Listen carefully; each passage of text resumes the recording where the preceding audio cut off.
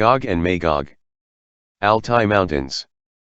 According to Jewish eschatology, Gog and Magog are enemies that will be defeated by the Messiah at the beginning of the end times, which would usher in the age of the Messiah. Although biblical references to Gog and Magog are relatively few, they assumed an important place in apocalyptic literature and medieval legend. Jewish eschatology viewed Gog and Magog as enemies whose defeat ushers the age of the Messiah. They are also discussed in the Quran.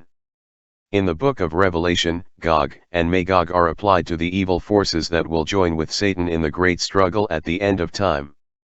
After Satan has been bound and chained for 1,000 years, he will be released and will rise up for a final time against God. He will gather the nations in the four corners of the earth, Gog and Magog, to attack the saints and Jerusalem. God will send fire from heaven to destroy them and will then preside over the last judgment. In both Jewish and Christian apocalyptic writings and other works, Gog and Magog were also identified with the 10 lost tribes of Israel, who are described as great warriors who will accompany the return of the Messiah or the arrival of the Antichrist. One as related by Colin Gow in The Red Jews, Anti-Semitism in an Apocalyptic Age, 1200 to 1600, the lost tribes of Israel, who came to be known in Jewish lore of the Middle Ages as Red Jews, a conflation of 3 separate traditions, the prophetic references to Gog and Magog, the 10 lost tribes of Israel, and an episode from the Alexander Romance were believed to reside in Central Asia, and were expected to come forth to aid the Messiah in his conquest of the world. Their central role in the events of the end times inspired numerous attempts over the centuries to identify them with specific nations, including the Scythians, Huns, Goths, Turks, Khazars, and Mongols. Like the Scythians, the Mongols as well claimed their ancestors to be Gog and Magog. As traveler and friar Ricoldo da Monte di Croce recorded in c. 1291, the Mongols say themselves that they are descended from Gog and Magog, and on this account they are called Magali, as if from a corruption of Magogoli. 2 Marco Polo placed Gog and Magog among the Tartars in Tenduk, but then claims that the names Gog and Magog are translations of the place names Ung and Mongol, inhabited by the Ung and Mongols respectively. 3. Most importantly, these claims would eventually provide the basis for later formulations of the Aryan race. The Europeans, descendants of the supposed Aryan race, today known more popularly as the Indo-Europeans, are also referred to as Caucasians because they supposedly emerged from the area of the Caucasus Mountains. These theories were formulated by European scholars in the late 18th and early 19th century, to associate Europeans with the history of occult knowledge, purportedly preserved through history by the progeny of the fallen angels, whose race was continued in a combination of Gog and Magog, the lost tribes of Israel, a people known as Scythians, who settled in the steppes north of the Caucasus, from the Don River basin in southern Russia and Ukraine, to the Altai Mountains of Mongolia.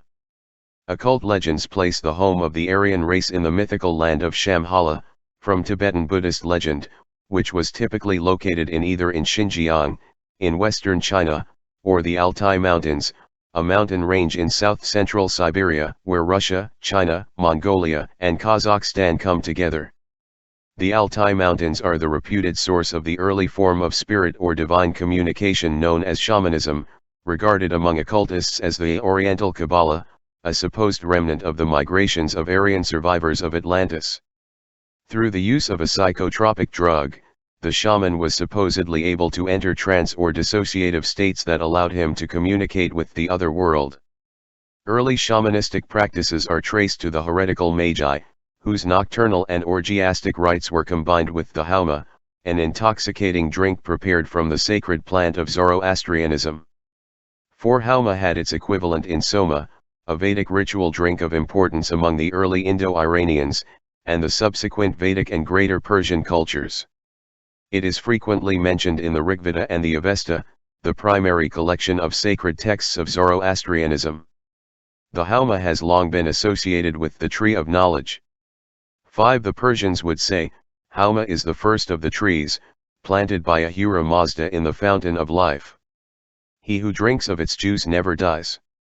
6. Although there has been much speculation concerning what is most likely to have been the identity of the original plant, there is no solid consensus on the question. It is described as being prepared by extracting juice from the stalks of a certain plant. Plutarch described a sacrifice offered by the Magi of a wolf made to the spirit of evil. In a mortar, he says, they pound a certain herb called hauma at the same time invoking Hades Ahriman, the Zoroastrian devil, and the powers of darkness, then stirring this herb in the blood of a slaughtered wolf, they take it away and drop it on a spot never reached by the rays of the sunday. 7. The Altai Mountains are also claimed as the original homeland of the Turks, a myth that the Pan-Turkism shared with the Nazis. Medieval Chinese sources report an etymology of the name Turk as derived from helmet, explaining that this name derives from the shape of a mountain where they worked in the Altai Mountains. 8 Turkic languages show some similarities with the Mongolic, Tungusic, Koreanic, and Japonic languages.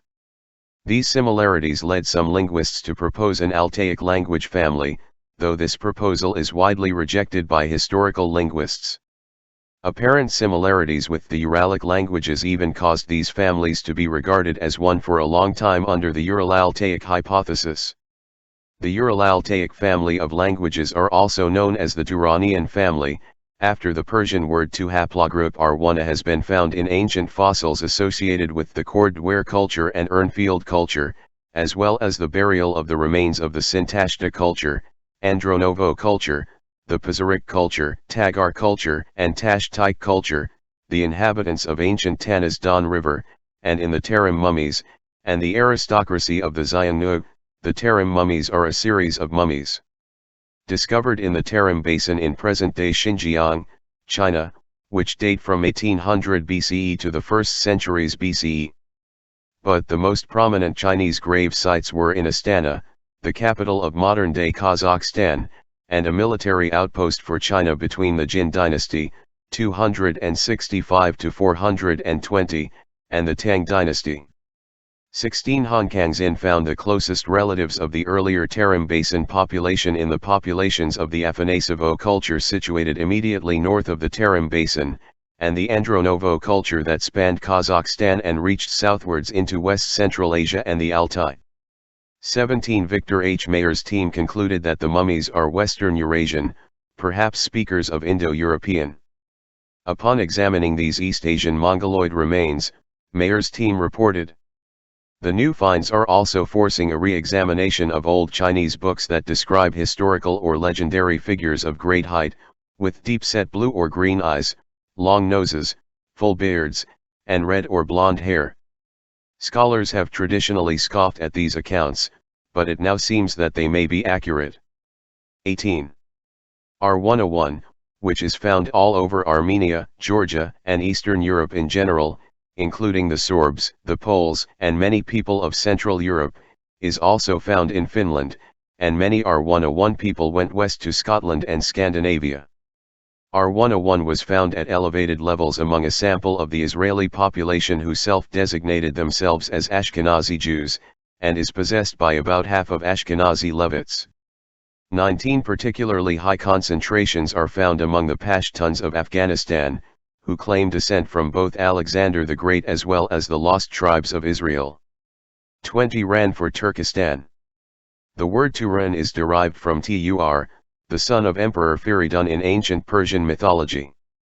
In the Shahnameh, an epic poem written by Ferdowsi of the 9th century AD, Tur is identified with the Turks, and the land of Turan refers to the inhabitants of the eastern Iranian border and beyond the river Oxus. Today known as the Amu Darya, the Oxus is a major river in Central Asia, that flows along the border between Turkmenistan and Uzbekistan. The Scythians were the originators of the haplogroup RM17, also known as R101, which would play a prominent role in the debate about the origins of the Aryans.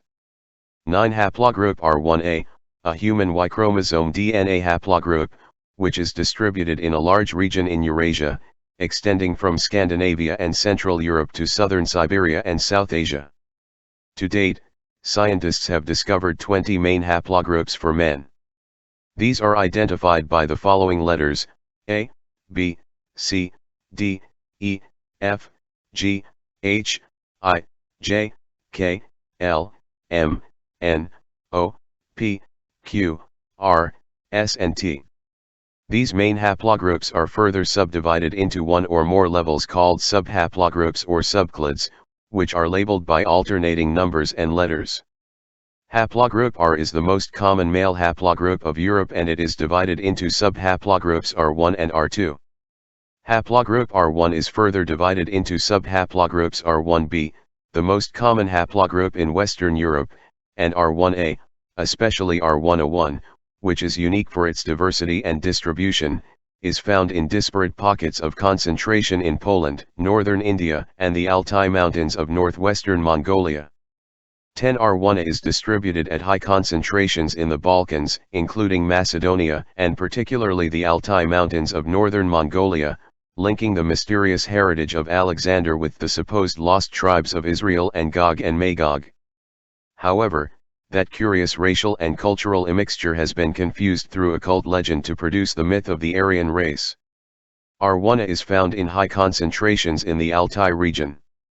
11. The R1 haplogroup has been identified in the 24,000-year-old remains of the so-called Malta boy from the Altai. 12. R1 shows a strong correlation with Indo-European languages of Southern and Western Asia and Central and Eastern Europe, being most prevalent in Eastern Europe, West Asia, South Asia, and Central Asia. Kivizald et al. Have proposed an origin in either South or West Asia, while Mirabal et al. See support for both South and Central Asia. Other studies suggest Ukrainian, Central Asian, and West Asian origins for R101A. 13. Spencer Wells proposes Central Asian origins, suggesting that the distribution and age of R101 points to an ancient migration corresponding to the spread of the Kurgan people in their expansion from the Eurasian steppe. 14. 3 genetic studies in 2015 gave support to the Kurgan theory of Gimbutas regarding the Indo-European Uramat, original homeland, a concept that was also of particular concern to the Nazis. 15. The Kurgan hypothesis, also known as the Kurgan theory or Kurgan model, or steppe theory, is the most widely accepted proposal to identify the Proto-Indo-European homeland from which the Indo-European languages spread out throughout Europe, Eurasia, and parts of Asia. It postulates that the people of a Kurgan culture in the Pontic steppe north of the Black Sea were the most likely speakers of the Proto-Indo-European language, Pi. The term is derived from the Russian Kurgan, meaning tumulus, or burial mound. The mobility of the Kurgan culture facilitated its expansion over the entire region, and is attributed to the domestication of the horse, and later the use of early chariots.